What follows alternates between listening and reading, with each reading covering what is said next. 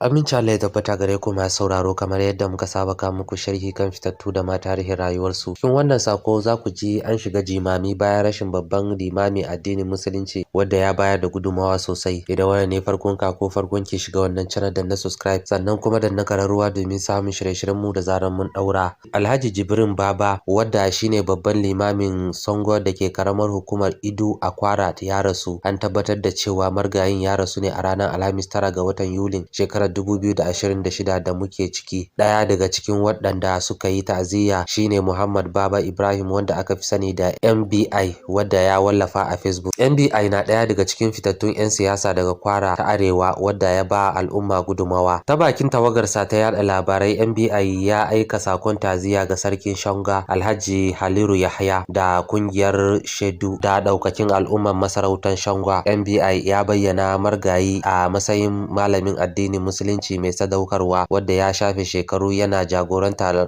al'umma da koyar da addini cikin hikima da tawali'u. Ya ce halayen kirki, ilimi da jajircewar margayin wajen yada koyarwar musulunci sun sa ya samu girmamawa daga sarakuna da sauran al'umman Shangwa baki daya. MBI ya bukaci al'umman Shangwa su ci gaba da rayuwa bisa al'adun ibada, gaskiya da hikima da margayin ya koyar domin girmama kyakkyawan tarihinsa. Ya kara da cewa hikima, tawali'u da jajircewar margayin wajen yada koyarwar addinin musulunci sun sa ya samu karɓa wajen musu mulki da kuma daukacin al'umman masarautar Shangwa. MBI ya roki Allah subhanahu wata'ala ya gafartawa margayin, ya sa aljanna firdaus makomarsa, sannan ya baiwa iyalansa, majalisar masarauta da daukacin al'umman musulmi na Shangwa hakurin juriyan wannan babban rashi. Har ila yau ya bukaci al'umman masarautar su yi koyi da kyakkyawan halaye na ibada, tsoron Allah da hikima al'umma da margayi babban limamin ya nuna na tsohon rayuwarsa. To masu sauraro, kar ku manta ku danna subscribe sannan kuma danna kararruwa domin samun shirye-shiryen mu da zaran mun daura.